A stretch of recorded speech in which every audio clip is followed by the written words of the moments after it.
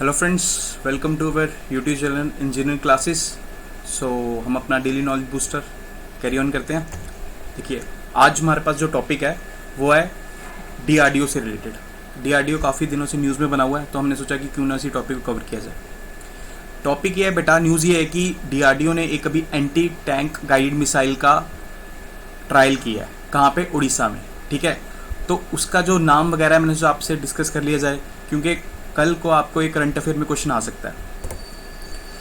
Trial of India's helicopter launch Nag missile anti tank guided missile, जिसको क्या कहते हैं हम? हेलिना। बेसिकली क्या है बेटा, ये एक तरह की एंटी टैंक गाइडेड मिसाइल है। ये बेसिकली टैंक को डिस्ट्रॉय करने के लिए यूज की जाती है।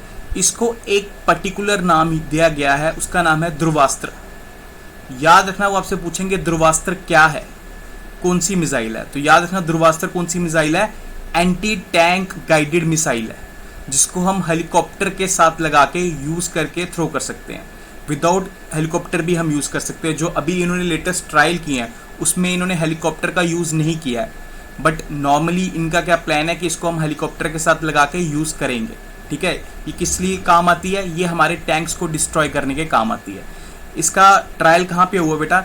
इंटीग्रेटेड टेस्ट रेंज में हुआ है, जो कहाँ पर है? बालासोर इन ओडिशा। याद रखना, वो पूछेंगे बालासोर कौन सी स्टेट में पड़ता है। इंटीग्रेटेड टेस्ट रेंज जो है हमारी मिसाइल की, बालासोर वो कौन सी स्टेट में पड़ता है? तो आप एग्जामिनेशन पॉइंट ऑफ व्यू से वो इंपॉर्टेंट है कि वो ओडिशा में पड़ता है। ठीक है, अब इसके बारे में पूछते हैं कि मिसाइल के बारे में देखते हैं कि मिसाइल का है क्या क्वालिटीज़। पहली क्वालिटी तो क्या है? ये थर्ड जनरेशन है ये मिसाइल। ठीक है, और दूसरी क्वालिटी क्या है? Fire and forget class. Fire and forget class का मतलब होता है बेटा कि इसको एक बार ही आपने टारगेट पे सेट कर दिया तो फिर ये टारगेट को हिट करती है, चाहे टारगेट की साइट में हो या ना हो। एंटी गाइडेड मिसाइल, आपको मैंने बताया कि एंटी गाइडेड मिसाइल है। एक बार एक टैंक इसकी टारगेट पे सेट हो गया तो उसके बाद इसको ये हिट करेगी। इसको हम कहाँ लगा सकते हैं बेटा? एडवांस्ड लाइट हेलीकॉप्टर में। हमारे पास जितने भी एडवांस्ड लाइट हेलीकॉप्टर हैं उसके साथ हम इसका यूज कर सकते हैं। Consist of all weather day and night capability. जैसा भी वेदर होगा दिन का, और जैसी भी दिन हो या रात हो, इस मिसाइल का यूज़ किया जा सकता है। काफ़ी ऐसी मिसाइल्स होती हैं जिनके साथ एक प्रॉब्लम आती है कि वो रात को यूज़ नहीं की जा सकती, बट ये एक ऐसी मिसाइल बनाई गई है जो रात में भी यूज़ की जा सकती है। कन्वेंशन और easily can defeat battle tanks. जितने भी हमारे बैटल टैंक्स हैं उनको ईजिली डिफीट कर सकती है, चाहे वो कन्वेंशनल आर्मर के हैं या एक्सप्लोजिव रिएक्टर आर्मर के हैं, दोनों पे ये हावी हो जाती है।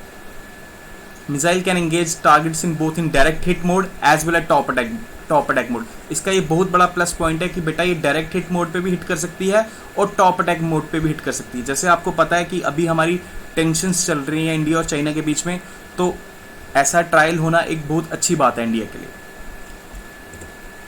अगली जो न्यूज़ थी बेटा, जिसके लिए डीआरडीओ न्यूज़ में था, वो ये था कि डीआरडीओ ने कोविड-19 facility at DIHAR defence institute of higher altitude पे सेट की है। ये क्या बेटा, इससे न्यूज़ से हमारा इंपॉर्टेंट क्या बनता है कि हमें ये पता होना चाहिए कि ये दिहार कहाँ है। DIHAR, defence institute of high altitude research. नाम से लग रहा है कि कहीं हाई अल्टीट्यूड पे होगा, तो बेटा जो दिहार है वो बेसिकली हमारे लेह में पड़ता है। ठीक है, तो हमें दिहार के बारे में जान लेना चाहिए थोड़ा। It is one of the life sciences laboratory of DRDO। ये DRDO की ही लेबोरेटरी है जो लाइफ साइंसेज के साथ डील करती है, मतलब कि जितने भी प्लांट्स हैं, एनिमल्स हैं, उनके साथ ये डील करती है, क्योंकि वहाँ पे बड़ा कोल्ड और एरिड टेम्परेचर है लद्दाख में। तो ये उनको यूज़ करती है, देखती है कि कैसे वहाँ पे एक सस्टेनेबल हैबिटेट अवेलेबल कराया जा सके एनिमल्स के लिए भी और प्लांट्स के लिए भी। It involve screening of and identifying of medical and aromatic plants.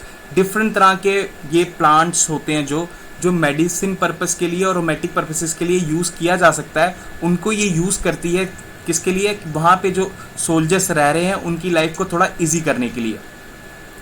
To exploit them for use for defence purposes and also on green house technology.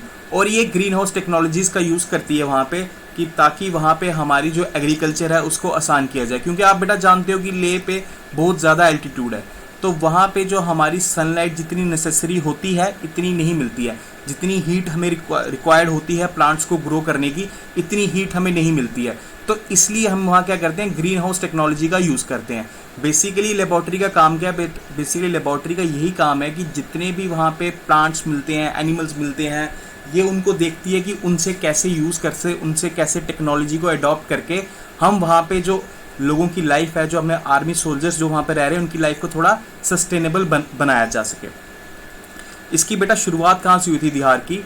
Field, सबसे पहले इसका नाम था फील्ड रिसर्च लेबॉर्ट्री, जो इस्टेब्लिश हुई थी 1962 में एट लेह लद्दाख। ये किसका ब्रेन चाइल्ड था बेटा? ये प्राइम मिनिस्टर जवाहरलाल नेहरू जी का ब्रेन चाइल्ड था। उन्होंने 1962 में इस लेबॉर्ट्री को सेट किया था लद्दाख में, तब इसका नाम था फील्ड रिसर्च लेबॉर्ट्री। उसका एम तब भी यही था कि वहाँ पे जितना मुश्किल टेरेन है, कोल्ड एरिड कंडीशंस है, उसको थोड़ा ग्रीनरी में कन्वर्ट किया जाए, ताकि जो वहाँ पे लोग रह रहे हैं उनकी लाइफ थोड़ी कंफर्टेबल हो सके। इंस्टीट्यूट ने काफ़ी काम किया है, रिसर्च एंड डेवलपमेंट में काफ़ी इन्होंने एफर्ट्स लगाया है, और अगर आप इनको देखोगे तो काफ़ी बार ये न्यूज़ में बने रहते हैं, क्योंकि इन्होंने डिफरेंट तरह की वहाँ पे वेजिटेशन की है, डिफरेंट तरह की वहाँ पे एनिमल्स की हेल्प की है, डिफरेंट तरह की वहाँ पे ऐसी प्रोडक्शन की है, कल्टिवेशन की है वहाँ पे हमारे एग्रीकल्चर में, कि जो हमारी वहाँ पे लाइफ सस्टेनेबल के लिए बहुत हेल्पफुल है। आगे देख लेते हैं। अब बेसिकली क्या है कि इसका जो नाम है फील्ड रिसर्च लेबॉर्ट्री, इसका नाम चेंज किया गया था दिहार में 2017 में, 2008 में, 27 मई में इसका नाम चेंज किया गया दिहार में। तो बेटा दिहार का आपको क्या ध्यान रखना है कि इसका काम क्या है, ये है क्या? बेसिकली लाइफ रिसर्च लेबॉर्ट्री है, कहाँ पर है? लेह में है।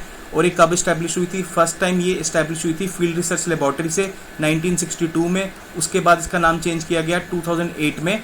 ये आपको पॉइंट्स यहाँ पे याद रखने, ठीक है। अभी आगे देखते हैं डीआरडीओ के बारे में। अब डीआरडीओ क्या है? बेसिकली डीआरडीओ बेटा हमारा 1958 में इस्टेब्लिश हुआ था। इसका काम क्या है? बेसिकली इसका काम ये है कि जितनी भी हमारी जो टेक्नोलॉजिकल डेवलपमेंट है आर्मी के फील्ड के लिए, सिक्योरिटी पर्पसेस के लिए, वो हमें प्रोवाइड कराना। ये बेसिकली 1958 में किसको कंबाइन करा के बनाया गया था? Combining technical development establishment of Indian army and directorate of technical development and production, इन दोनों को कंबाइन करके हमारा डीआरडीओ बना था, ठीक है।